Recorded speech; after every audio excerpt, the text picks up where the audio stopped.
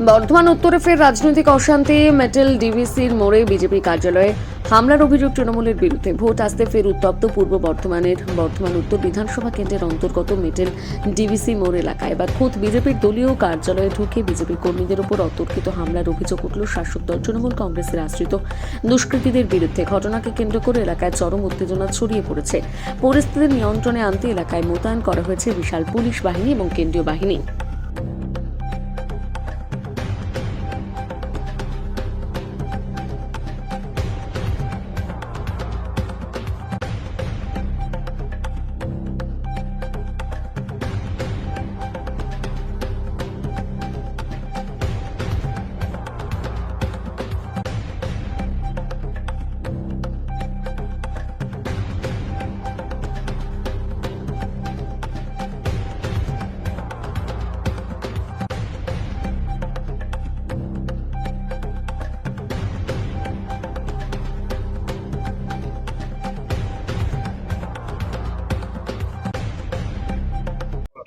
আমাদের এখানে মানে কি 5-6 জন আমরা বসে আছি বলতে পার্টি বসে যেরকম সাধারণ মানুষ চা খায় ইয়ে করে সেরকম আমরা সবাই মিলে বসে আছি।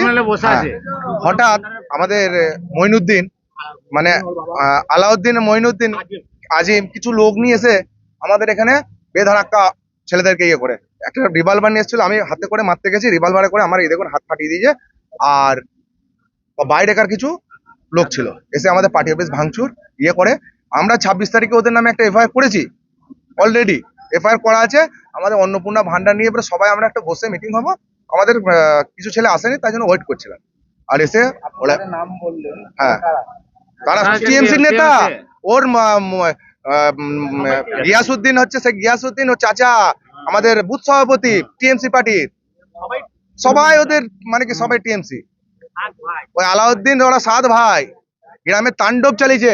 এই দেখুন সামনে এইখানে আমাদের মসজিদের জায়গা, ওই দেখুন আমাদের এডুকেশন ডিপার্টমেন্টের জায়গায় একদম গন্ধ কারখানা, মানে সাবানের ফ্যাক্টরি দেখুন, আমাদের সব রাস্তাঘাট নষ্ট করেছে। এত গন্ধ টিকা যাচ্ছে না।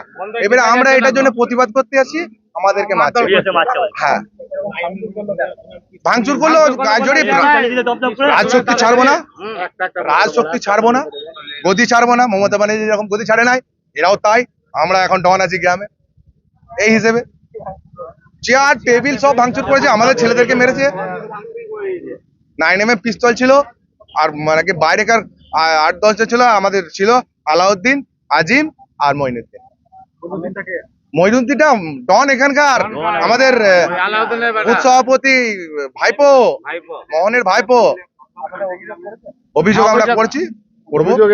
এর আগে একবার এফআইআর করেছি 26 তারিখে। আমাদের বলা ছিল যাতে করে এলাকা শান্তি সুস্থ থাকে।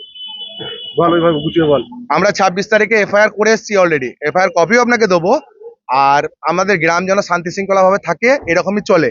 আমরা কোনো কিছু ঝামেলায় যাব না। আমাদের উপর থেকে নির্দেশ আছে যে কোনো জায়গায় কোনো কিছু ঝুট ঝামেলা করা যাবে না। আমরা সবাইকে সসম্মানে মাথায় তুলে রেখেছি টিএমসি পার্টির নেতাদেরকে। তার সত্ত্বেও ওরা নিজেদের রাজশক্তি ছাড়বে না, গদি ছাড়বো না। জবরদখল করে সব জায়গায় দেখুন জবরদখল। আপনারা একটু আপনি মানে কি এখন রাতের বেলায় আপনাকে দেখাতে পারবো না, আমাদের 16 আনার 2টো পুকুরকে নষ্ট করে দিয়েছে। আমাদের জুনাচারেক আহত হয়েছে। পুলিশ এসেছিল, পুলিশ এসে স্যার বললেন একটু দাঁড়ান, আমি একটু গ্রামটা ঘুরে আসছি। আমার নাম শেখ বাপ্পা, ওর পে শেখ আশরাফ। জায়গার নাম মেটেল ডিভিসি, বুথ নম্বর 37।